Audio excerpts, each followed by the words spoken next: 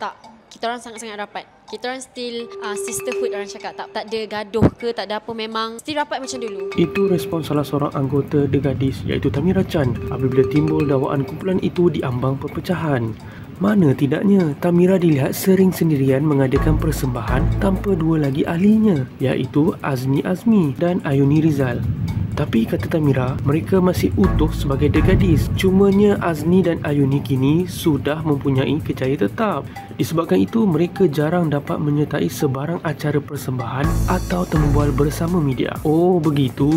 Tapi Tamira tak kisah ke asyik seorang diri di atas pentas mewakili The Gadis? Diorang sekarang tengah sibuk dengan kerjaya masing-masing sebab diorang bekerja sekarang. Dulu diorang fully committed dengan Gadis, tapi sekarang diorang dah bekerja, so kat situ dah susah sikit. Tapi mungkin adalah planning untuk Gadis lepas ni. Cuma kita tak tahu lagi. So bila mereka dah sibuk dengan kerjaya mereka kan, macam awak pun sibuk dengan awak punya kerjaya awak juga. So benda tu agak fokus tu lari tak sebenarnya untuk kumpulan The Gadis? Sikit lah, adalah lari tapi still boleh bawa bincang lagi. Kalau ada kerja still boleh bawa bincang lah. Bila free, bila kita ikut masing-masing punya timing lah.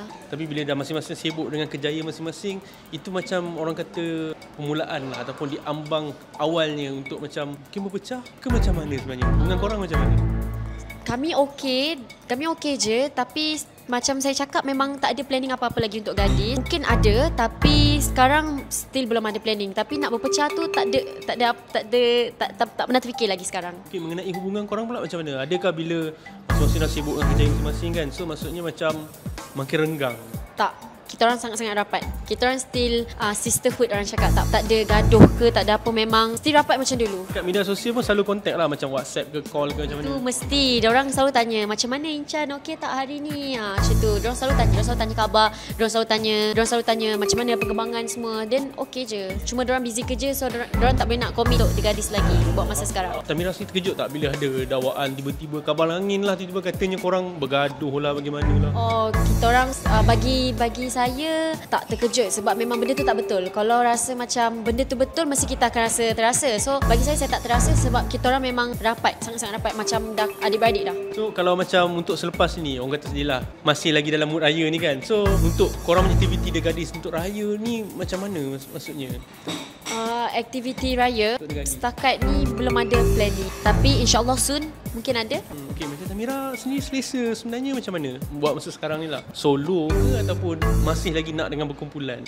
Saya sebenarnya saya dah biasa dengan berkumpulan sebab saya dari dulu lagi memang suka in group, tak biasa untuk solo. Tapi kadang-kadang kita kena selesakan diri juga untuk solo sebab kadang saya seorang kan, so saya kena berdikari, independent. Sebab sebelum ni saya ada kakak-kakak saya, diorang boleh jawabkan interview. Sekarang ni saya seorang, so saya kena independent untuk jawab semua, dan untuk pergi mana-mana pun saya kena solo. Sedangkan saya ni jenis memang biasa lagi berkumpulan, bukan solo. Tapi takut tak bila macam bila awak berhadapan dengan media secara solo, menyanyi pentas pun solo, maklumlah sebelum ni macam awak cakap tadi ada kakak-kakak, ada kumpulan The Gadis yang tolong support awak kan? Takut, nervous sebab saya jenis pemalu, introvert. Kalau ada dorang pun, dorang akan cakap, oh dia takkan bercakap sebab dia pemalu, dia introvert. So bila tak ada dorang, saya kena keluar dari kotak keselesaan saya untuk bercakap dengan media, untuk nyanyi sorang-sorang, untuk ada kat sini untuk menjawab. Kalau tak, saya jenis tak menjawab.